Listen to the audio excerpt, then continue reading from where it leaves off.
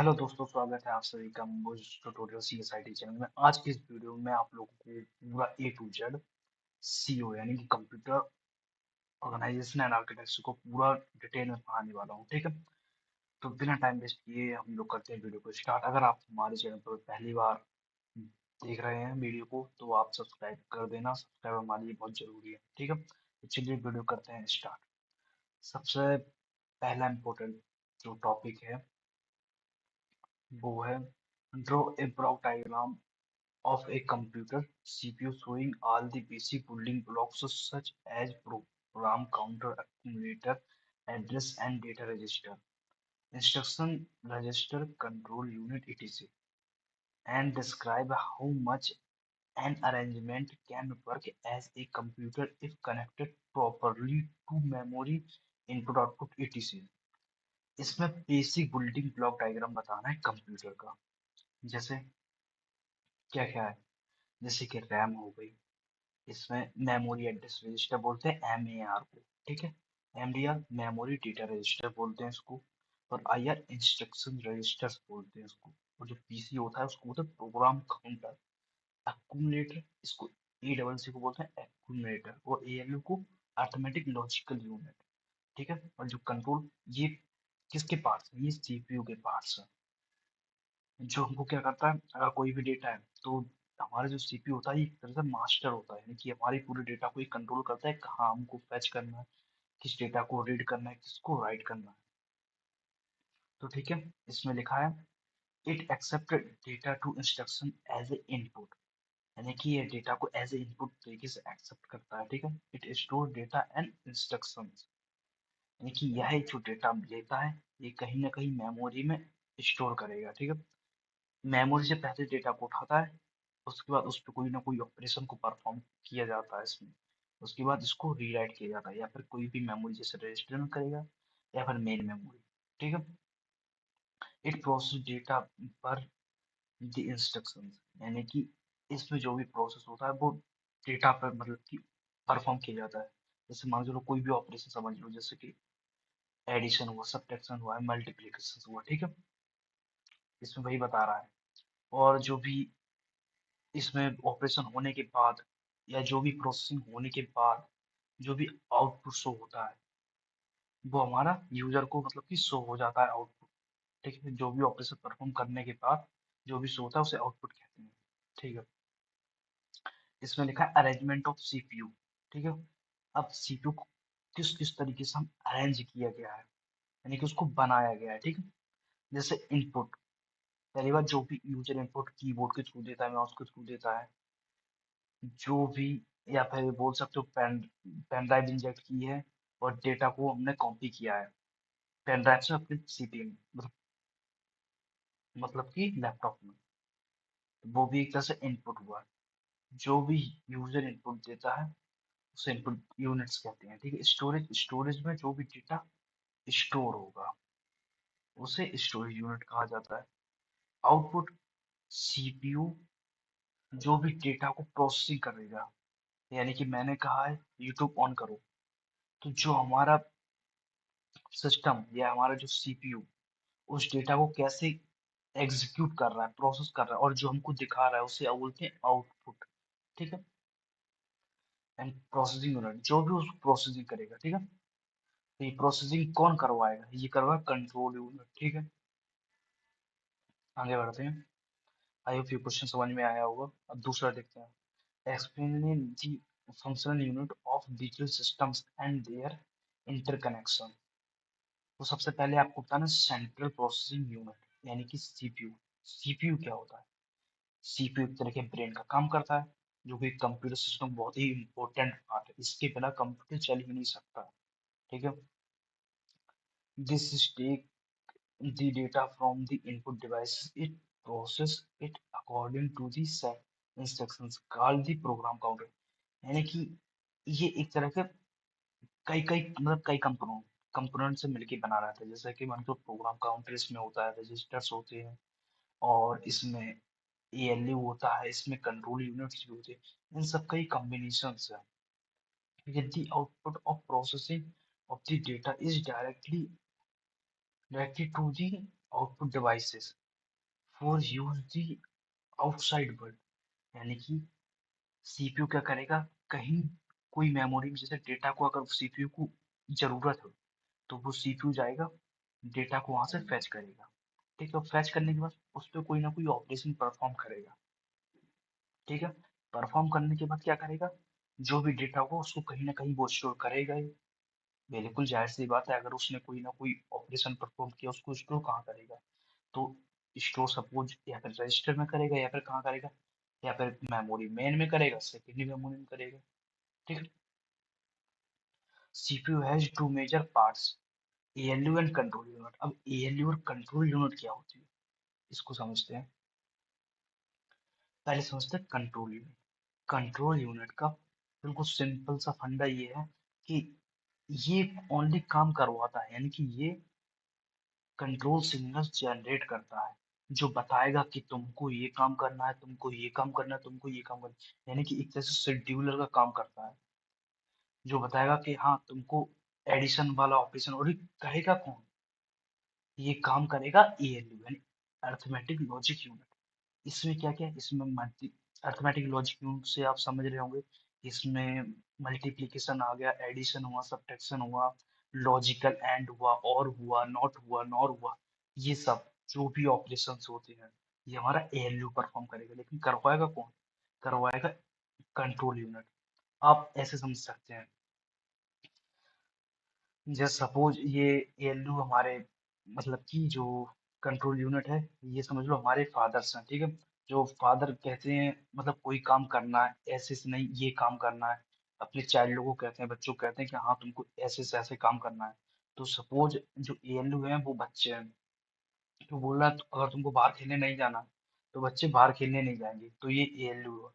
यानी कि जो कंट्रोल यूनिट ने कहा है उसको एएलयू को मानना पड़ेगा। ठीक है, और ये इसका देखो डायग्राम है, यहाँ से इनपुट आया, इनपुट आने के बाद ये आप पेपर में जरूर बना देना। यहाँ पर ये पूरा पार्ट, ये पूरा पार्ट है अपना सीपीयू का। ठीक है, ये वाला जो पूरा पार्ट दिख रहा है ये सीपीयू का है।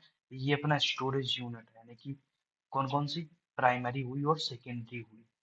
ठीक है, और ये कोई भी डेटा का प्रोसेस करने के बाद कहाँ आउटपुट को यूजर को ही तो दिखेगा ना डेटा, तो ये अपना यूजर को शो होता है। अगर ये यहाँ पर यूजर कोई इनपुट देगा तो यहाँ पर कोई ना कोई प्रोसेसिंग होगी, उसके बाद एंड देन यूजर को शो होने लगेगा। ठीक है, आगे बढ़ते हैं। तो यहाँ पर बेसिक बेसिक सी जो मैंने आपको बताया, अर्थमेटिक लॉजिक यूनिट क्या होती है इसमें लिखा है, उसको कंट्रोल यूनिट क्या होती है ये भी लिखा है। ठीक है, इनपुट जो भी यूजर इनपुट देगा यूजिंग, जैसे कि मान के चलो कीबोर्ड हुआ, माउस हुआ। ठीक है, एंड आउटपुट यूनिट जो भी कंप्यूटर प्रोसेस करेगा उस डेटा को, तो वो क्या करेगा, आउटपुट यूनिट में तो दिखाएगा यूजर को अकॉर्डिंग टू इनपुट। और स्टोरेज यूनिट जो भी डेटा उसने प्रोसेस किया उसको कहाँ स्टोर करना है तो वो बताएगा। ठीक है, अब नेक्स्ट क्वेश्चन देखते हैं। नेक्स्ट क्वेश्चन है, व्हाट इज बस इन digital system, also explain it's type. पहले मुझे ये बताओ कि डिजिटल सिस्टम क्या होता है। आपने डिजिटल सिस्टम क्या होता है, आपने एक साइंटिस्ट का नाम सुना होगा क्लाउड सैनिंग, उन्होंने इसको बनाया था डिजिटल सिस्टम को। ये बेसिकली काम क्या करता था, उन्होंने देखा कि उन्होंने एक ऐसा सर्किट बनाया जो किस पे बेस हो, बुलियन अलजेब्रा आपने नाम सुना, जीरो और वन। तो उन्होंने एक ऐसा सिस्टम बनाया यूजिंग लॉजिक गेट्स का यूज करके, और बुलियन अलजेब्रा का लॉ जो भी है जीरो और वन की फॉर्म में, उनको मिला करके एक डिजिटल सिस्टम बनाया, जो कि आज के वर्ल्ड में ट्रेंडिंग में चल रहा है अपना जैसे लैपटॉप को। ये डिजिटल सिस्टम दो प्रकार का होता है, कौन कौन सा, एक होता है स्टैटिक डिजिटल सिस्टम, या बोल सकते हैं एम्बेडेड डिजिटल सिस्टम, और दूसरा होता है वॉन न्यूमन आर्किटेक्चर। ये बहुत इंपॉर्टेंट क्वेश्चन है, वॉन न्यूमन आर्किटेक्चर ये हमेशा आता है। ठीक है, तो जो स्टैटिक बेस्ड डिजिटल सिस्टम होता है उसमें आप रनिंग टाइम में कोई भी चेंजेस परफॉर्म नहीं कर सकते। ठीक है, उसे बोलते हैं स्टैटिक बेस्ड डिजिटल सिस्टम। और जो वॉन न्यूमैन आर्किटेक्चर होता है उसमें ये जो हम लोग अभी लैपटॉप यूज कर रहे हैं, यानी कि रनिंग टाइम में हम डेटा को चेंज कर सकते हैं, या कोई भी जैसे हम मान के चलो हम कोई भी प्रोग्राम लिख रहे हैं या कोई भी एप्लीकेशन को यूज कर रहे हैं, तो हम एक साथ मल्टीपल चीजें परफॉर्म कर सकते हैं, यानी मल्टीटास्किंग काम कर सकते हैं इसमें। तो ये हमारे वॉल्यूम आर्किटेक्चर में आता है, ठीक है। अब समझते हैं बस क्या होती है। बस से आपको थोड़ा बहुत अंदाजा लग रहा होगा। बस क्या करती है? बस एक ट्रांसपोर्टेशन का काम करती है, यानी कि ट्रांसफर का काम करती है। बेसिकली जैसे कि मैं रियल लाइफ में पहले बोल रहा हूँ, जैसे बस क्या करती है, ह्यूमन को एक स्थान से दूसरे स्थान तक ले जाती है, ठीक है। अब मैंने ये रियल लाइफ में बोला है, अब हम आते हैं अपनी कंप्यूटर की भाषा में, यहाँ पर समझिए। अब हमारे जो कंप्यूटर में है वो सबसे इम्पोर्टेंट पार्ट क्या है? हमारा डेटा ही है, ठीक है। अब अपने जो डेटा है, डेटा को एक स्थान से दूसरी स्थान, यानी कि एक जगह से दूसरी जगह ट्रांसफर करना, दैट इज कॉल्ड बस। ये हमारा बस ही काम करती है। और ये बस कैसे काम करती है? यानी कि कोई सिग्नल जनरेट करेगी, और इसके अंदर भी हम पढ़ेंगे बस के तीन टाइप होते हैं, ठीक है। बेसिकली बस का पहला काम क्या है? डेटा को एक स्थान से दूसरे स्थान तक ट्रांसफर करना, दैट इज कॉल्ड बस, ठीक है। अब इसके तीन टाइप होते हैं बस के। कौन कौन से होते हैं? सबसे पहला डेटा बस, दूसरा एड्रेस बस, तीसरा कंट्रोल बस। जो डेटा बस होती है वो डेटा लाइन को, यानी कि बाई डायरेक्शनल, यानी कि अगर डेटा चाहेगा कि मुझे ट्रेवल करना है, तो बोलेगा बस से कि मुझे एक स्थान से दूसरे स्थान तक ले ले जाओ तुम, ठीक है। तो बस क्या करेगी, एक स्थान से दूसरे स्थान तक उसने भेज दिया। अगर बस चाहेगी, अगर सीपीयू को नीड हुई कि मुझे डेटा चाहिए, तो क्या कहेगा, हाँ वहां से डेटा उठा कर लाओ, तो बस तुरंत जाएगी और उस डेटा को उठाकर सीपीयू को दे देगी, ठीक है। तो इसलिए बोला है बाई डायरेक्शनल, यानी कि दोनों तरफ से, अगर सीपीयू चाहेगा तो सीपीयू, अगर डेटा चाहेगा तो डेटा सीपीयू तक पहुंच सकता है, या सीपीयू को रिक्वायरमेंट है डेटा की तो सीपीयू बुलवा सकता है डेटा को, ठीक है। तो इसलिए, और डेटा बेसिकली कोई भी इंफॉर्मेशन हुई, टेक्स्ट हुई, ठीक है, जो सीपीयू को चाहिए, रिक्वायरमेंट है उस एग्जीक्यूशन टाइम में, तो उसको वो ले सकता है, ठीक है। अब दूसरा टाइप इसका देखते हैं। दूसरा टाइप है हमारा एड्रेस बस। अब एड्रेस बस क्या होती है? आप नाम से ही समझ रहे हो, ये जो बस है इसमें डेटा नहीं जाता है, इसमें क्या जाएगा? इसमें जाएगा उस डेटा का एड्रेस। अब एड्रेस क्या, एड्रेस से क्या समझिए, जो भी डेटा है कि पर्टिकुलर कहाँ स्टोर है, यानी कि मेमोरी में स्टोर है वो तो पता है, पर्टिकुलर कौन सी लोकेशन पे है तो वो हमको कौन बताएगा? एड्रेस बताएगा। और ये हमको कौन मतलब बताएगा कि हाँ पर्टिकुलर एड्रेस कहाँ है? तो ये हमारा बताएगा सीपीयू, ठीक है। ये हमारा कौन बताएगा? सीपीयू बताएगा कि हाँ वहां जाओ, पर्टिकुलर एड्रेस पे हमारा ये एक डेटा है, उसको लेकर आओ, उसको मुझे एग्जीक्यूट करना है, ठीक है। तो वो कौन बताएगा? वो सीपीयू बताएगा। और जो एड्रेस बस को जो ट्रेवल कराएगा वो कौन कराएगा? That is called address bus, ठीक है। तीसरा टॉपिक पढ़ते हैं, यानी इसका तीसरा टाइप। तीसरा टाइप है कंट्रोल बस। अब कंट्रोल बस क्या होती है? यानी कि इन सबको, जैसे डेटा बस हुआ, एड्रेस बस, इन दोनों को कंट्रोल करने का काम ये हमारी कंट्रोल बस करती है। ये किसी को ट्रांसफर नहीं करती है, ना कोई डेटा को ट्रांसफर करती है, बस ओनली ये कंट्रोल करती है कि हाँ कौन सा डेटा आ रहा है और कौन सा डेटा जा रहा है, एज ए मास्टर, ठीक है। सपोज, और ये हमेशा कंट्रोल सिग्नल्स को जनरेट करती है, सेंड और ये भेजती है कंट्रोल सिग्नल्स, जैसे कि हमारा डेटा कहाँ सीपीयू तक पहुंचा, नहीं पहुंचा। अगर पहुंचा तो सीपीयू ने रिक्वेस्ट भेज दिया, हाँ हमारा डेटा आ गया है, ठीक। अब पढ़ते हैं नेक्स्ट टॉपिक।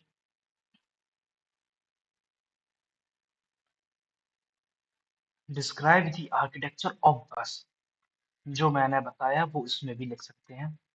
पहले बस का आर्किटेक्चर, ये डायग्राम इंपॉर्टेंट है, ये आपको बना देना है, ठीक है। यहाँ पर पहले क्या है, यहाँ पर ये सीपीयू कनेक्ट है, ये मेन मेमोरी कनेक्ट है, ये इनपुट आउटपुट डिवाइस है, ये इनपुट आउटपुट डिवाइस ये भी कनेक्ट है, ठीक है। अब जैसे मान के चलो सीपीयू को जरूरत है डेटा की, तो सीपीयू यहाँ से इसने कहा कि मुझे डेटा चाहिए, ठीक है। तो ये डेटा मुझे कहाँ से मिलेगा, ये मिलेगा मुझे मेन मेमोरी से। तो ये मेरे कौन हेल्प करेगा, ये हमारे करेगा डेटा बस हेल्प करेगा। तो ये तुरंत आया है यहाँ पर, इसने फेच किया, फेच करने के बाद ये कहाँ जाएगा, ये जाएगा हमारा सीपीयू में एग्जीक्यूट होने के लिए। जैसे ही एग्जीक्यूट हो जाता है एंड देन ये कहीं ना कहीं स्टोर करा देगा किसी न किसी पर्टिकुलर लोकेशन पर, ठीक है। अब मान के चलो इन तीनों को, ये जो काम है, इन तीनों को कहते हैं सिस्टम बस। अगर क्वेश्चन में ऐसे आ जाए, अगर बस ना आए और क्वेश्चन में पूछे कि बताओ व्हाट इज सिस्टम बस, तो अगर क्वेश्चन में ऐसा आ जाए कि सिस्टम बस क्या होती है, तो आप सिस्टम बस में जो मैंने बताया ना, कंट्रोल बस, एड्रेस बस और डेटा बस, इन सबको लिख कर आना है, ठीक है। तो ये हमारी क्या होती है, सिस्टम बस होती है। इसमें जो भी लिखा है, जैसे कि यहाँ पर the principle use of the system bus is high speed data transfer between the CPU and memory. इसको आप पढ़ लेना, मैंने आपको बेसिक बेसिक बता दिया कि हाँ ये होती क्या है, ठीक है। लिखना तो आप लिख तो आप सकते ही हो ना। बेसिकली बहुत लोगों को समझ में नहीं आता कि वो लिखे क्या। तो ये उन्हीं के लिए है कि जो लोग भूल जाते हैं, पढ़ते हैं और उनको याद आ जाता है, लेकिन वो समझ नहीं पाते कि हाँ एक्चुअली ये वर्क कैसे करता है। लिख तो हर कोई देता है एग्जाम में ना, लेकिन समझना जरूरी है। अगर समझ के लिखोगे तो और इफेक्ट पड़ता है और अच्छे नंबर भी आएंगे एग्जाम में, ठीक है। अच्छे से पास भी हो जाओगे। ठीक है, अब नेक्स्ट क्वेश्चन देखते हैं जल्दी से। इसमें लिखा है डिस्कस दी बस आर्बिट्रेशन। अब हमने पहले पढ़ा था क्या, बस पढ़ा था, ठीक है। बस बस में हमने कौन कौन से टाइप पढ़े थे पहले, पहला पढ़ा था डेटा बस, उसके बाद पढ़ा था एड्रेस बस, उसके बाद हमने पढ़ा था कंट्रोल बस, ठीक है। अब बस आर्बिट्रेशन क्या है, ये इंपॉर्टेंट बात है। बस आर्बिट्रेशन से मतलब समझा रहा हूं मैं आपको। बस आर्बिट्रेशन का मतलब, हम बस में जो बस पहले की वाली बस बता रहा हूँ, हम बस का यूज क्यों करते थे, डेटा को ट्रांसफर करने के लिए। बट उसमें एक डिसएडवांटेज है, क्या डिसएडवांटेज था उसका, एक टाइम में एक ही लोग, यानी कि एक टाइम में एक ही डेटा ट्रेवर्स कर सकता है। तो ये एक बड़ी दिक्कत थी। अगर दो लोग, अगर दो डेटा हमारे पास हो और दोनों को जाना हो एग्जीक्यूट होने के लिए, तो वो कैसे जाएंगे, एक एक करके जाएंगे तो उसमें टाइम लगेगा। अब टाइम लगेगा तो फिर यार गड़बड़ है। तो इसलिए फिर कौन सा कॉन्सेप्ट आया, फिर आया बस आर्बिट्रेशन का। अब बस आर्बिट्रेशन क्या करती है, बस आर्बिट्रेशन एक टाइम पे मल्टीपल डेटा को ले जाने का काम करती है, ठीक है। अब बस आर्बिट्रेशन का मतलब क्या है, बस आर्बिट्रेशन में एक हेड होता है, या बोल सकती हो उसको मास्टर होता है, जो क्या करेगा, जो सबको बताएगा कि मतलब कि किसको हम एक्सेस दें डेटा ट्रांसफर करने के लिए और किसको एक्सेस ना दें डेटा ट्रांसफर करने के लिए। बस आर्बिट्रेशन का बेसिक सा फंडा यही है कि अपने बस स्टैंड तो देखे ना, बस स्टैंड जहाँ पे बसें खड़ी रहती है, रियल लाइफ एग्जांपल की बात कर रहा हूँ मैं। तो वहां पर क्या रहता है, मान चलो वहां का एक ओनर है, ठीक है। जैसे सपोज करो मैं एक ओनर हूँ उस बस स्टेशन का, तो वहां पर मैं बताऊंगा कि वहां पर बस कौन सी खड़ी होगी कौन सी खड़ी नहीं होगी, ठीक है। दैट इज कॉल्ड बस आर्बिट्रेशन। यानी कि ये बताता है कि किसको मैं मतलब कि रिक्वेस्ट एक्सेप्ट करूं, यानी किसको मैं परमिशन दूं डेटा ट्रांसफर करने के लिए और किसको परमिशन ना दूं डेटा ट्रांसफर करने के लिए। दैट इज कॉल्ड बस आर्बिट्रेशन, ठीक है। अब जैसे कि मान के चलो, बस आर्बिट्रेशन तो समझ में आ गया कि होता क्या है एक्चुअली, ठीक है। जैसे इसमें लिखा भी पढ़ लेते हैं। बस arbitration is the mechanism which decide the selection of current master to the access bus। कहने का मतलब यही है कि हम किसको परमिशन दें, मतलब डेटा ट्रांसफर करने के लिए, और किसको परमिशन ना दें, ठीक है। among among several masters and slabs unit that are connected to a shared bus, it is possible that more than one master और slab units will request access to the bus at the same time। यानी कि इसमें कहने का मतलब ये है, अगर जैसे मान के चलो, एक और पॉसिबिलिटी मैं लगा रहा हूँ, जैसे एक टाइम पे अगर दोनों लोग एक साथ आ गए, दोनों लोग अगर दो बस एक साथ आ गए, बोले कि मुझे नीड है डेटा ट्रांसफर करने की, और एक बोले मुझे नीड है डेटा ट्रांसफर करने की, और एक हेड है ना, तो वो डिसाइड करेगा कि किसको मैं परमिशन दूं डेटा ट्रांसफर करने की। ठीक है, ये कहना चाह रहा। In such situation bus access is given to the master having highest priority। अब इसमें क्या है, अब इसमें उसको परमिशन दी जाएगी जिसकी प्रायोरिटी हाई होगी। अब ये मैं क्या बोल रहा हूँ, इसमें कहने का मतलब ये है कि उसको पहले मतलब कि परमिशन दिया जाएगा जिसको ज्यादा नीड हो एग्जीक्यूशन करने की, यानी कि उसको बहुत जरूरत हो एग्जीक्यूट होने का। ठीक है, जैसे मान के चलो कोई डेटा है, दो डेटा है, सीपीयू ने बुलाया, सीपीयू ने कहा मुझे डेटा की जरूरत है, एक डेटा ने कहा कि मुझे थोड़ी कम जरूरत है सीपीयू को, और एक डेटा ऐसा है कि सीपीयू को उसे बहुत जरूरत है। ठीक है, डेटा को उसे एग्जीक्यूट करना है। तो अब जो बस आर्बिट्रेशन वो क्या सोचेगा, वो ऐसा तो है नहीं कि जिसको कम जरूरत है उसको जाने देगा, तो ऐसा तो फिर मतलब फॉल्ट हो जाएगा, पूरा सिस्टम ही खराब हो जाएगा। तो सिस्टम ऐसा बना है कि एक प्रायोरिटी असाइन की है, जिसको ज्यादा नीड है डेटा ट्रांसफर की या एग्जीक्यूशन की, तो पहले क्या करो उसको जाने दो, एंड देन इसको फिर बाद में भेजना। तो इससे क्या होगा, जिसको हाई प्रायोरिटी रहेगी, हाई प्रायोरिटी रहेगी डेटा एग्जीक्यूशन की, यानी कि सीपीयू को जिसकी हाई नीड रहेगी डेटा की, उस डेटा को जाने दो, और जो लो वेटेज है डेटा, तो उसको बाद में भेज देना, उसको एग्जीक्यूट कर देगा। तो कहने का मतलब यही है। ठीक है, अब इसके टाइप देखते हैं। बेसिकली इतना डिटेल में पढ़ा रहा हूँ, ठीक है, तो आप बस एक बार सुनते रहिए तो आपको समझ में आता रहेगा कि मतलब कि इसका फंडा क्या है। बस आप अगर सुनते ही है ना, तो आप सुनते ही सुनते मतलब कि आपको पता चल जाएगा कि हाँ ये कहना क्या चलो, और आप एग्जाम में लिख कर आ सकते हैं। ठीक है, तो इसलिए आप ज्यादातर कंसिस्टेंट कीजिए कि मतलब कि सुनने का। ठीक है, तो दूसरा टॉपिक मतलब इसके पार्ट्स में मैं बता रहा हूँ, देखिए ये कितने टाइप का है। ठीक है, बेसिकली बस आर्बिट्रेशन दो टाइप का है।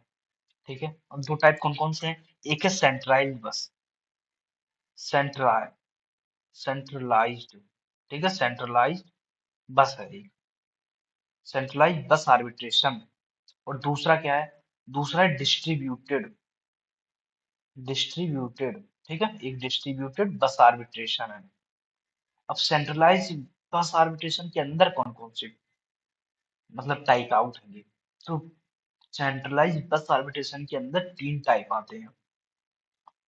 तीन टाइप कौन कौन से, डेजी चैनिंग मेथड, पैरेलल आर्बिट्रेशन, और एक होता है इंडिपेंडेंट प्रायोरिटी। ठीक है, अब ये क्या है, ठीक है, Daisy चैनिंग method, Daisy चैनिंग method is a cheaper and simple, यानी कि ये एक तरह सस्ता एंड इजी मेथड है। ठीक है, all master make use of the same line for the bus request, यानी कि इसमें एक स्ट्रेट लाइन सीधी लाइन होती है, और यह क्या करती है, बस रिक्वेस्ट, यानी कि जिसको नीड है बस की, तो वो उस लाइन को मतलब रिक्वेस्ट कर सकते हैं उसी लाइन में, और अलग से कहीं लाइन नहीं होती, बस एक ही लाइन में जितने भी हमारे डिवाइस से लगी रहती है ना सीरियली, तो उनको डिवाइस में मतलब कि अगर उनको नीड है डेटा ट्रांसफर करने की, तो वो कर सकते हैं। ठीक है, और इसमें क्या है, the bus grant signal serially propagate through the each master until the encounter the first one and the requesting. अब कहने का मतलब ये एक स्ट्रेट लाइन है, जैसे मान के चलो ये एक स्ट्रेट लाइन है, ठीक है, इसमें ये कनेक्ट है एक डिवाइस, ये कनेक्ट है दो डिवाइस, ये कनेक्ट है तीन डिवाइस, और ये हमारा एक क्या है, ये हमारा है मास्टर, ठीक है। अब इसने रिक्वेस्ट तो कर दिया, इसने भी रिक्वेस्ट कर दिया, इसने भी रिक्वेस्ट कर दिया, बोल रहे हैं कि मुझे जरूरत है डेटा ट्रांसफर करने की, ठीक है। अब क्या है, सबसे पहले जो बस मास्टर है वो किस पे आएगा, पहले वो इसके ही पास आएगा, ठीक है। इसके पास आएगा, बोलेगा तुमको जरूरत है, हाँ जरूरत है मुझे। फिर ये क्या करेगा, इसको एक्सेस करने के बाद ये मतलब कि डेटा ट्रांसफर कर देगा। फिर ये जाएगा आगे, आगे जाने के बाद बोलेगा अच्छा तुमको भी डेटा ट्रांसफर करना है, बोलेगा हाँ करना है, तो इसको भी करवा देगा डेटा ट्रांसफर। फिर इसके बाद आएगा ये यहाँ पर, यहाँ पर आने के बाद बोलेगा कि हाँ तुमको भी डेटा ट्रांसफर करना है, हाँ करना है। तो ऐसे ऐसे ये एक सीरियल वे में चलेगा और सबसे पूछेगा कि हाँ तुमको डेटा चाहिए, मतलब तुमको बस चाहिए डेटा ट्रांसफर करने के लिए, तुमको बस चाहिए डेटा ट्रांसफर करने के लिए। तो हाँ जिसने बोला हाँ चाहिए, जिसने बोला नहीं चाहिए तो वो आगे बढ़ता चले जाएगा। ऐसा है इसमें। अब डिसएडवांटेज इसका क्या है, एडवांटेज तो पता है कि ये मतलब कि चीपर है एंड ये इजी है, ठीक है। लेकिन इसका डिसएडवांटेज क्या है, इसका डिसएडवांटेज ये है कि इसमें टाइम लगता है। अब हर मतलब हर किसी से तुम पूछोगे कि मतलब कि तुमको बस चाहिए, तुमको बस चाहिए, तो इसमें टाइम लगेगा बहुत, ठीक है। और इसमें क्या है, अगर मान के चलो एक पॉसिबिलिटी ऐसी है कि यहाँ पर जो ये लास्ट है इसको नीड बहुत है, यानी कि इसको नीड है डेटा ट्रांसफर करने की, ठीक है। इसको नीड है डेटा ट्रांसफर करने की, और इसको कम नीड है, इसको कम नीड है, लेकिन है इसको भी नीड, लेकिन इसको कम नीड है डेटा ट्रांसफर करने की, ठीक है। अब बताओ अब क्या होगा। अब जो बस आर्बिट्रेशन है वो चलेगा, ठीक है, सीरियल वे में चलेगा। अब ये पूछेगा कि हाँ भाई तुमको डेटा ट्रांसफर करना है, अब ये बोलेगा हाँ करना तो है लेकिन मुझे थोड़ी नीड है। तो अब ये क्या करेगा, अब ये पहले इसको कराएगा डेटा ट्रांसफर, लेकिन अब इसमें एक डिसएडवांटेज ये हो गया, सबसे ज्यादा नीड तो इसको थी, फिर इसको तुमने फिर क्यों कराया, बताओ इसको क्यों कराया। तो इसीलिए इसका ये डिसएडवांटेज है, इसमें टाइम लगता है, ठीक है। और जब तक ये मतलब कि नहीं कर लेता, जब तक ये आगे बढ़ेगा नहीं, ये भी है। अगर ये बोल दे साफ साफ कि मुझे नहीं करना है डेटा ट्रांसफर, तो ये आगे बढ़ जाएगा। अगर इसने नहीं बोला तो बेचारा ये तो इसकी बारी तो आएगी ही नहीं कभी। तो वही मैं कहना चाह रहा हूँ, ठीक है। आई होप आप समझ गए होंगे ना। अब बढ़ते हैं आगे, अब पहला बढ़ते हैं नेक्स्ट, ठीक है। इसका नाम है पेलर आर्बिट्रेशन। इसमें क्या होता है, इसको पढ़ते हैं पहले। The Feller arbitration consists of priority encoder and decoder. In this mechanism, each bus arbitration has a bus request, output line and input line. ठीक है, कहने का मतलब इसमें क्या है, इसमें सपोज आप ऐसे समझो, एक मिनट में समझा रहा हूँ। देखो इसमें ये क्या है, बस आर्बिट्रेशन मास्टर है, ठीक है। ये एक डिवाइस है, ठीक है, मान लो ये एक डिवाइस ऐसी है और ये एक डिवाइस ऐसी है, ठीक है। ये एक डिवाइस ये कनेक्ट है, ठीक है। ऐसी एंड डिवाइसेस कनेक्टेड है डॉट डॉट डॉट, ठीक है, ठीक है। अब यहाँ पर इसने क्या पूछा, यहाँ पर इसने भेजा रिक्वेस्ट, यानी कि इसने इसकी कौन सा मेथड यूज करता है, पोलिंग मेथड यूज करता है। पोल का मतलब क्या होता है, पोलिंग जो मतलब कि आपने देखा यूट्यूब पोलिंग क्या है, आप पोल दो वोट करो, वोटिंग वाला सिस्टम से ऐसा ही इसमें भी है, ठीक है। इसमें क्या हुआ, इसने बोला कि जिसको भी नीड हो बस की वो पोल कर दे, मैं उसको परमिशन दे दूंगा डेट ट्रांसफर करने की। तो इसको नीड थी तो इसने क्या किया, हाई मतलब कि इसने पोलिंग कर दी है, ठीक है। अब ये क्या गया, ये आया, इसने पहले देखा यहाँ पर, इसने देखा अच्छा इसने किया था नहीं किया था, आगे बढ़ेगा। फिर ये फिर यहाँ पर देखेगा अच्छा इसने किया था, हाँ इसने किया था, तो ये हाई कर देगा। फिर ये बिजी लाइन कर देगा, ये लाइन बिजी कर देगा, उसके बाद इसको क्या कर देगा, इसको बोल देगा परमिशन है जाओ तुम डेटा ट्रांसफर कर लो। तो ये क्या करेगा, ये डेटा ट्रांसफर कर लेगा, ठीक है। तो ये हमारा क्या है, ये पैरेलल आर्बिट्रेशन होती है, ठीक है। अब आगे बढ़ते हैं, इसको ये तीसरा पॉइंट है, ये है इंडिपेंडेंट प्रियोरिटी।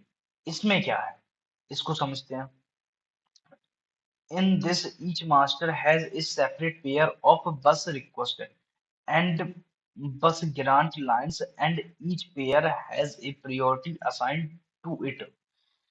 कहने का मतलब ये एक हमारे पास बस मास्टर है, ठीक है, और इसमें हमारे पास मल्टीपल जो भी बस हैं, ठीक है, बस मल्टीपल बस हैं। अब इसको नीड है, यानी कि इसमें क्या होगा, जो भी बस हमारी ज्यादा नीड होगी डेटा ट्रांसफर करने की, तो उसमें क्या करेगा, उसकी प्रायोरिटी ज्यादा होगी। जैसे इसकी हमें ज्यादा है, इसको मतलब कि डेटा को ट्रांसफर करना है, इसकी नीड ज्यादा है सीपीयू को, ठीक है, तो ये क्या करेगा, ये जाएगा इसके पास, बोलेगा, और ये बोलेगा मुझे परमिशन दो, मैं जा रहा हूँ डेटा ट्रांसफर करने की। फिर ये देखेगा, ये बोलेगा परमी मतलब कि इसकी प्रायोरिटी देखेगा, हाँ इसकी प्रायोरिटी अगर हाई है, और बेसिकली हाई है इसकी प्रायोरिटी, तो है, तो ये परमिशन दे देगा, परमिशन देने के बाद तो ये डेटा ट्रांसफर कर देगा, ठीक है, इसमें प्रायोरिटी वाला सिस्टम है, ठीक है। अब नेक्स्ट क्वेश्चन देखते हैं। नेक्स्ट क्वेश्चन हमारा है, what is mean what is mean why the term bus arbitration why is needed, how can arbitration implemented daisy chaining method. मैंने बस आर्बिट्रेशन आपको बता दिया है, ठीक है, इसको मैं दोबारा नहीं बताऊंगा, ठीक है, लेकिन इसकी नीड क्यों है ये मैं बता दे रहा हूँ, नीड क्यों है। देखो, अगर सोचो तो बस मतलब कि बस आर्बिट्रेशन नहीं होता तो हमारा क्या था, बस था। अब बस क्या कर रहा था, बस हमारा डेटा ट्रांसफर कर रहा था, लेकिन एक टाइम में एक ही तो कर रहा था ना डेटा को ट्रांसफर, ऐसा तो है नहीं कि मल्टीपल कर रहा था। अगर मान के चलो दो डेटा को सेम नीड है सीपीयू को, तो वो कैसे जाएंगे, तो वो एक एक करके जाएंगे, ट्रांसफर होंगे, तो ऐसे तो टाइम खराब होगा, इसलिए कॉन्सेप्ट लाया गया है बस आर्बिट्रेशन एंड। अब सोचो, अगर वो दोनों चले गए, या फिर एक एक को नीड थी और दूसरा चला गया, और जिसकी ज्यादा नीड थी वो नहीं गया, तो ये क्या हुआ, ये तो डेटा करप्शन हुआ। या फिर ऐसा हुआ, ये दोनों चले गए, ठीक है, तो इसमें क्या हुआ, डेटा करप्शन हुआ, ठीक है, बस आर्बिट्रेशन में, ठीक है, बस आर्बिट्रेशन में क्या हुआ, डेटा करप्शन। अगर बस आर्बिट्रेशन का यूज ना करते हैं हम, अब बस आर्बिट्रेशन का हम यूज कर रहे हैं, तो हम क्या कर रहे हैं, हम उसको बता रहे हैं कि हाँ भाई तुम जाओगे डेटा ट्रांसफर करने के लिए और तुम नहीं जाओगे। अगर हम बस आर्बिट्रेशन का यूज नहीं करें ना, तो उससे क्या होगा, ये डेटा कॉन्फ्लिक्शन होगा। इसमें क्या होगा, इसमें डेटा हमारा बोल सकते हो लॉस हो सकता है, इसके चांसेस हाई रहते हैं। सोचो, अगर दो डिवाइसेस या दो डेटा है, अगर दोनों चाहते हैं कि मैं एग्जीक्यूट होना चाह रहा हूँ, सीपीयू चाहता है कि हमें दोनों डेटा को एग्जीक्यूट करना है सेम टाइम पे, तो कैसे होगा, ऐसा पॉसिबल नहीं है ना। तो कहने का मतलब यही है, इसलिए हम लोग इसका यूज करते हैं, इसकी इसलिए इसकी नीड पड़ी है, ठीक है, नीड मैंने बता दिया। अब बढ़ते हैं नेक्स्ट क्वेश्चन पे। इसमें लिखा है, discuss the advantage of disadvantage pool of polling and Daisy चैनिंग बस आर्बिट्रेशन स्कीम। ठीक है, इसके एडवांटेज क्या है। सबसे पहला, पोलिंग, देख पोलिंग का देखते हैं, यही पोलिंग का मतलब यही वाला, ये जो पैरेलल आर्बिट्रेशन है इसको पोलिंग आर्बिट्रेशन भी कहते हैं, ये याद रखना। और क्वेश्चन पूछ दी पोलिंग, पोलिंग आर्बिट्रेशन बस आर्बिट्रेशन क्या होती है तो आपको पता होना चाहिए, ठीक है। इसमें क्या होता है, इसमें पोलिंग मेथड का यूज किया जाता है। पोलिंग का मतलब इसमें वोट होते हैं, मतलब कि जैसे मान के चलो एक पोल टाइप का डाल दिया जाता है, बोलेंगे कि हाँ भाई किसको नीड है बस की, या किसको डेटा ट्रांसफर करना है, तो अगर वोट करेंगे कि हाँ भाई मुझे करना है मुझे करना है, तो इसमें किया जा सकता है, ठीक है, इसमें किया जाता है।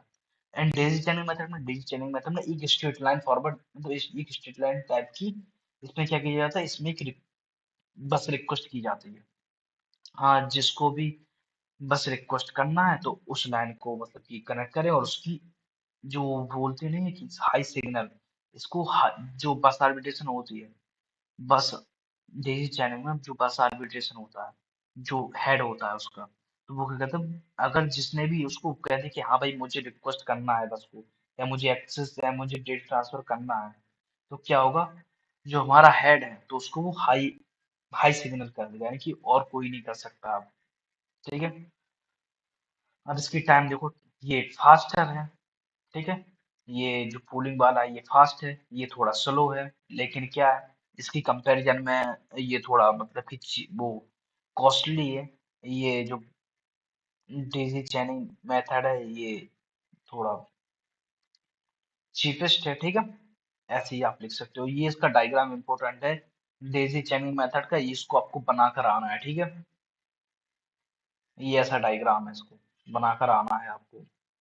देखो इसमें एडवांटेज भी लिखे, it is simple and cheaper method, it is the number of the line and this number is independent of the number of master in the system. ये है इंडिपेंडेंट रहता है, ठीक है। और इसमें जो डिले, इसका जो बता इसके डिसएडवांटेज बता रहा है कि क्यों इसमें डिले है, या पढ़ लेना, ठीक है एक बार। अब हम उसके देखते हैं, पोलिंग के देखते हैं कि एडवांटेज और डिसएडवांटेज इसके क्या है। The modulus fail the entire system to touch the fall। priority, इसमें priority यूज होती है, यह है। और इसमें क्या है, alternate chain and sequence store the controller,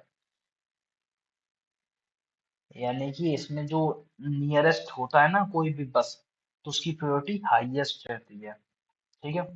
और जो दूर रहता है उसकी प्रायोरिटी थोड़ी लो रहती है। ये अकॉर्डिंग टू डेटा भी होता है, ठीक है। आगे नेक्स्ट क्वेश्चन देखते हैं।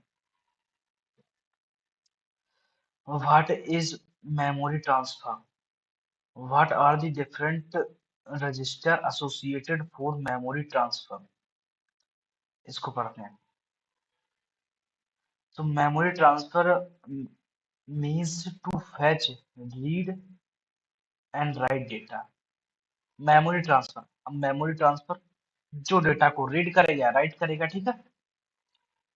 The read operation faster a copy of the content from the memory location to the CPU. अब ये करेगा कौन, ये सीपीयू जो करेगा डेटा को रीड करेगा, डेटा राइट करेगा पर्टिकुलर मेमोरी स्पेस में ना।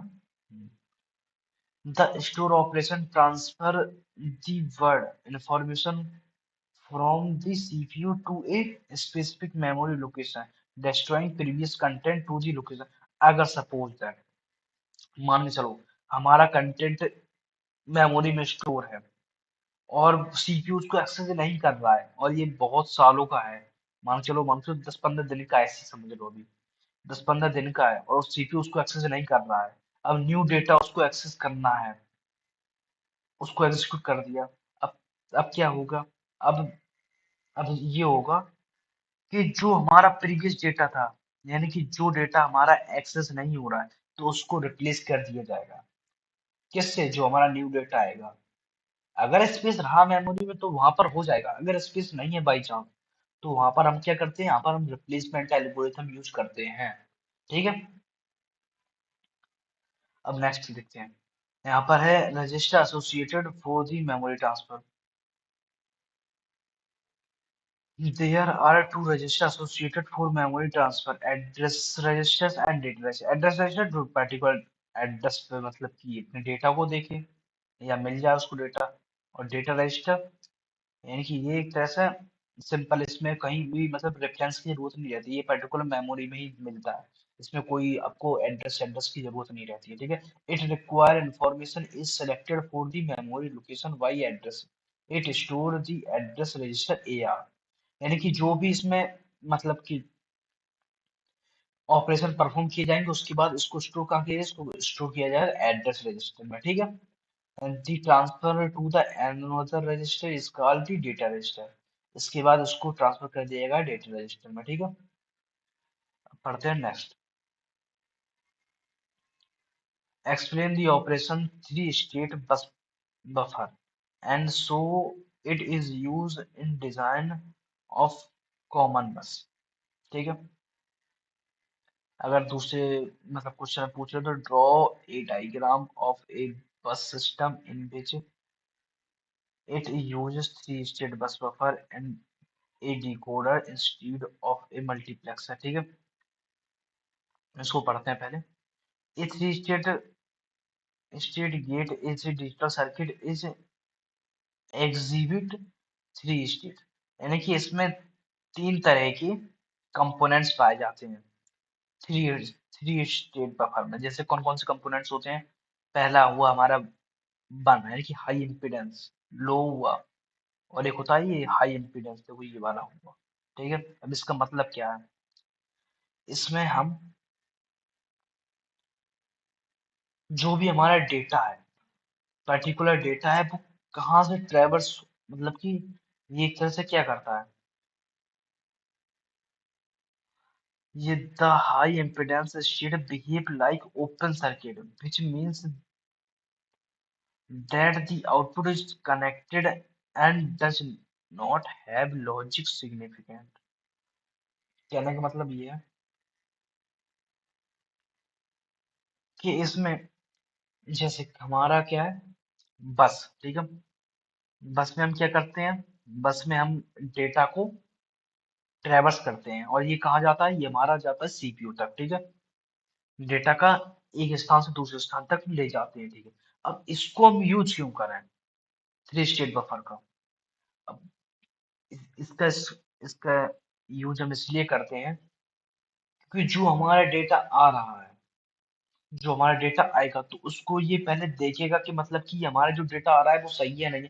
तो एक टाइम पर दो दो डेटा आ गए, समझ रहे हो, एक टाइम पे अगर दो दो डेटा आ गए तो ये कॉन्फ्लिक्शन हो जाएगा, तो ये पहले ही बता देगा कि हाँ भाई यहाँ पर डेटा दो दो आ रहे हैं, और ऐसा क्या, तो फिर यहाँ पर हमारा जो सिस्टम है वो फेल हो जाएगा।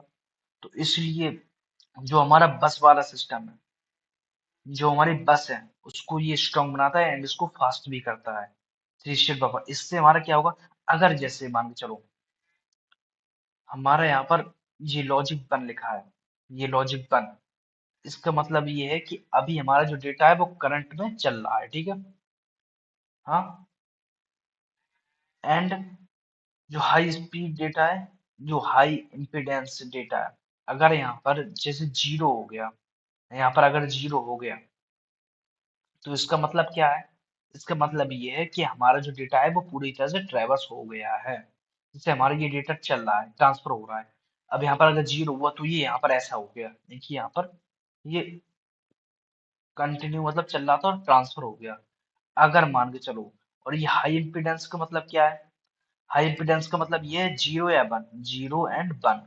अगर जीरो हुआ तो ये ट्रांसफर कर रहा है, और वन हुआ तो मतलब ये डिस्कनेक्ट हो गया है, यानी कि ये जो सेंडर है ये रिसीवर है, अगर डेटा यहाँ से जा रहा है, ठीक है, पूरा हो गया है तो ये जीरो है, ठीक है। अब मान के चलो ये हाई इम्पीडेंस का मतलब फिर क्या है, हाई इम्पीडेंस का मतलब ही यही होता है कि अगर जैसे मान के चलो, अगर हाई इम्पीडेंस अगर जीरो हो गई तो हमारा जो कम्युनिकेशन है वो कट हो गया, पूरा कट हो गया, ठीक है। अब इसके बाद एस्टेब्लिश नहीं होगी कम्युनिकेशन। हाँ, अगर वो फिर भेजेगा रिक्वेस्ट तो एस्टेब्लिश होती है, ठीक है, लेकिन अगर ये पूरा डेटा भेज गया है तो उसके बाद एस्टेब्लिश नहीं होगी। इसके बाद अगर ये कुछ मैसेज भेजा इसने तो ये फिर से कुछ ना कुछ मैसेज भेजेगा, ठीक है। तो अगर एक टाइम पे ये मैसेज जा रहा है तो ये वन है, अगर ये पहुंच गया तो ये जीरो है। आई होप आपको समझ में आ गया होगा, ठीक है। थ्री स्टेट बफर, ये इसका डायग्राम है, ये नॉर्मल है, थ्री स्टेट बफर का डायग्राम ये देखो ये रहा, ये कुछ इस तरह से है, ये आप एग्जाम में बना सकते हैं, ठीक है। आगे देखते हैं। सिंगल शेयर बस widely used as interconnection medium in both sequential and parallel computer. What are its main disadvantage? Single shared is bus is so widely used as a interconnection medium in both sequentially and parallel computer because of following reasons। अब इसके reasons पढ़ते हैं क्या है। The shared bus is the simplest and least expensive, ठीक है, यानी कि महंगी है, way of connecting server processor to a set of memory modules, ठीक है।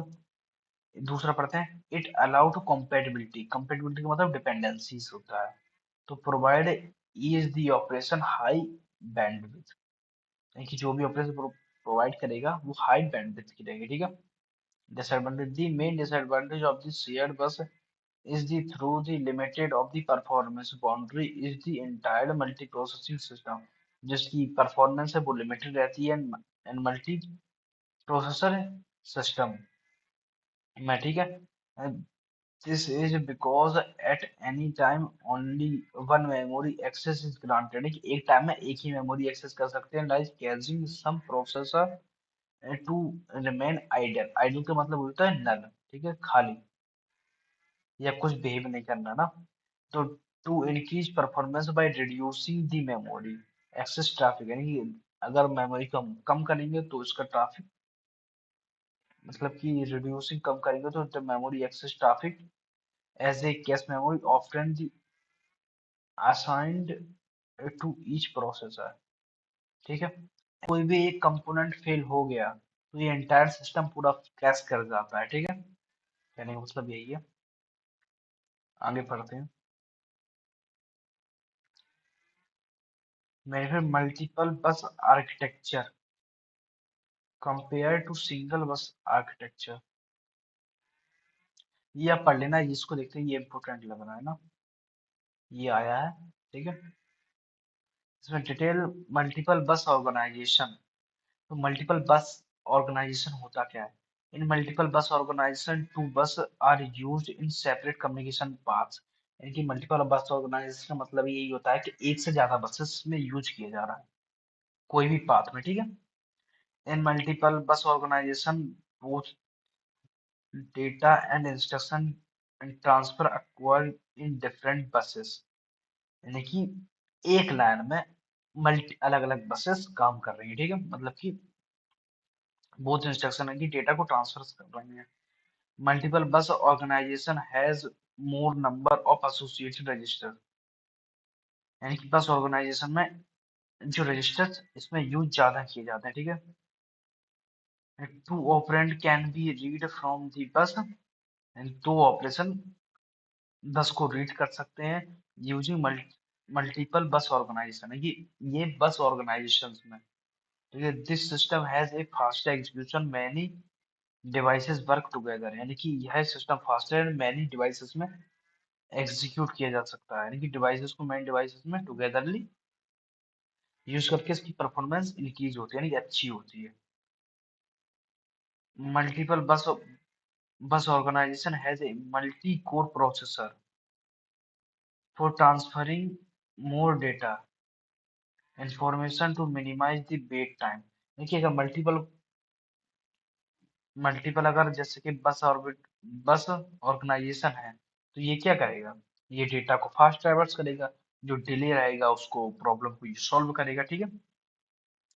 तो कहने का मतलब यही है, देखो ये यहाँ पर डायग्राम बना है, तो इसको आप बना सकते हैं, ठीक है। यहाँ पर ये बस है और ये एक यहाँ पर ये बस है, ठीक है, और यहाँ पर एक बस सी है। तो ये यहाँ पर पीसी, पीसी का मतलब क्या होता है, ये प्रोग्राम काउंटर होता है। ये जैसे मान के चलो ये एक मेमोरी है, ठीक है, ये एक मेमोरी समझ लो ऐसे करके, और जैसे मान के चलो ये इसमें एक है, इसमें दो है, इसमें तीन है, ये इसमें डेटा है। तो ये क्या करेगा, ये पहले इसको डिनोट करेगा, ठीक है। फर्स्ट वाला हमेशा फर्स्ट को डिनोट करता है पीसी। अब इसको बोलते हैं प्रोग्राम काउंटर। अगर ये एग्जीक्यूट हो गया, अगर ये एग्जीक्यूट होगा तो ये जो पीसी है ये इसको डिनोट करने लगेगा, ठीक है।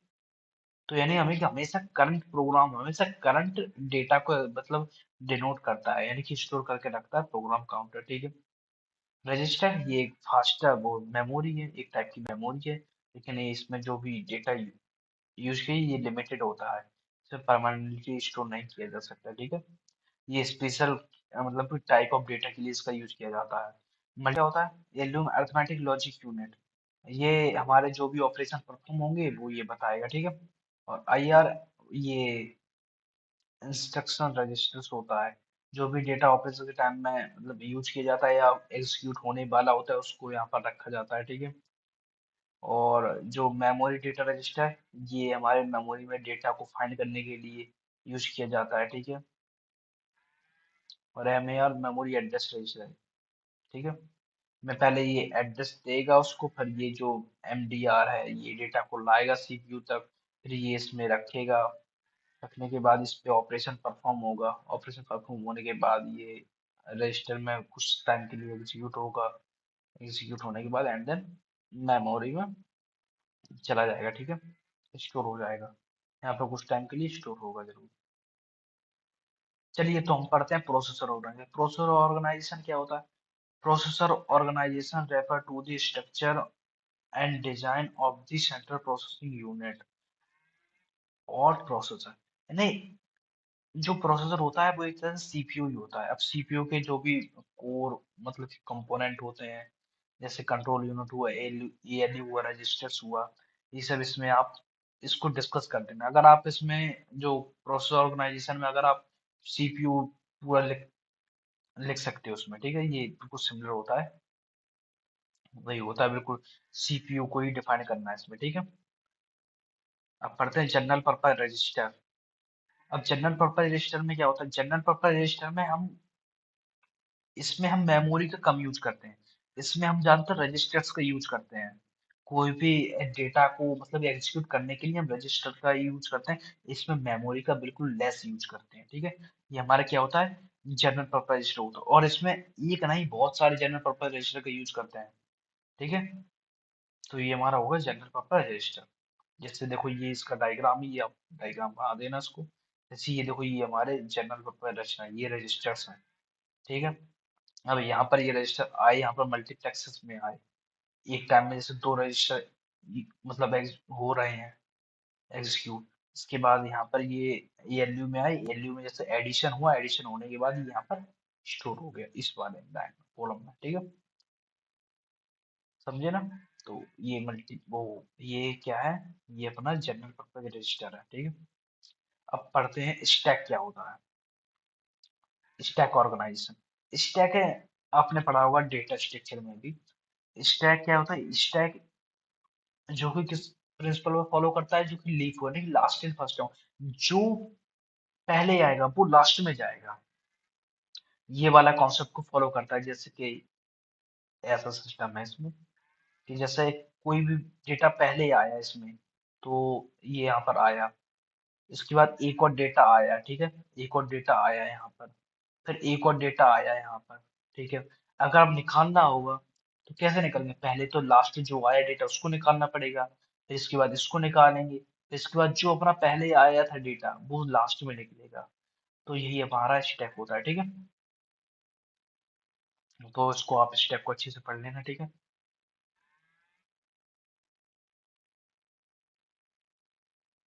अब पढ़ते हैं एड्रेसिंग मोड, ठीक है। एड्रेसिंग मोड क्या होता है? एड्रेसिंग मोड का मतलब यही होता है कि जो भी हमारा ऑपरेंड है वो कहाँ स्टोर है, यानी कि हम ऑपरेटर को किस तरीके से फाइंड करते हैं। अब ऑपरेंड क्या होता है?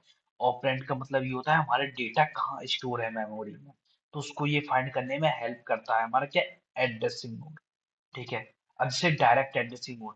अब डायरेक्ट एड्रेसिंग मोड क्या होता है? ये हमको डायरेक्टली मिल जाता है, इसमें कोई भी एड्रेस की जरूरत नहीं होती। जैसे हमने देखा, हमारा मेमोरी में ऑपरेंड मिल गया, तो यानी कि हमारा ये डेटा मिल गया तुरंत ही, तो हमारा क्या होगा? डायरेक्ट एड्रेसिंग मोड हुआ, ठीक है। डायरेक्ट एड्रेसिंग मोड हुआ। अब देखते हैं यहाँ पर। और इनडायरेक्ट, इनडायरेक्ट का मतलब ये होता है, मैं बता दे रहा हूँ इसमें, चार से बता दे रहा हूँ, इसमें आप लिख सकते हो। इनडायरेक्ट का मतलब ये होता है कि जैसे कि हमारा जो भी डेटा है वो हमें किसके थ्रू मिले? वो हमें इफेक्टिव एड्रेस के थ्रू मिले। अब इफेक्टिव एड्रेस क्या होता है? इफेक्टिव एड्रेस वो होता है जो हमें रेफरेंस दे। अब रेफरेंस का मतलब क्या है? रेफरेंस का मतलब यही है कि हमको ये कहीं और भेजिए। जैसे ये हमारा क्या है? इफेक्टिव एड्रेस है, इफेक्टिव एड्रेस से भेजिएगा हमको, हमारा यहाँ डेटा स्टोर है, ठीक है। और हम यहाँ पर आए, पहले हम कहाँ गए? पहले हम गए इफेक्टिव एड्रेस के पास। इफेक्टिव एड्रेस का मेरे पास तो बस उसका एड्रेस है, तो मैंने कहा एड्रेस दो उसका, तो इसने एड्रेस लिया, फिर मैं उसके पास गया। तो मैं किसके थ्रू गया? मैं इस रेफरेंस के थ्रू ही तो गया, ये जो भी हमारा एड्रेस रहा तो उसके थ्रू गया ना। हाँ, तो यही हमारे क्या है? इनडायरेक्ट है। और इमीडिएट क्या है? इमीडिएट एड्रेसिंग मोड, ये मैं तीसरा बता रहा हूँ टाइप इसका। इमीडिएट एड्रेसिंग मोड, तुरंत यानी कि फास्ट उसको एग्जीक्यूट करना, यानी कि फास्ट उसको एक्सेस करना कोई भी डेटा को, तो उसे बोलते हैं इमीडिएट एड्रेसिंग मोड। तुरंत मिल जाना डेटा, ठीक है, कोई भी मेमोरी में है ये तुरंत हमारा डेटा मिल जाना, ठीक है।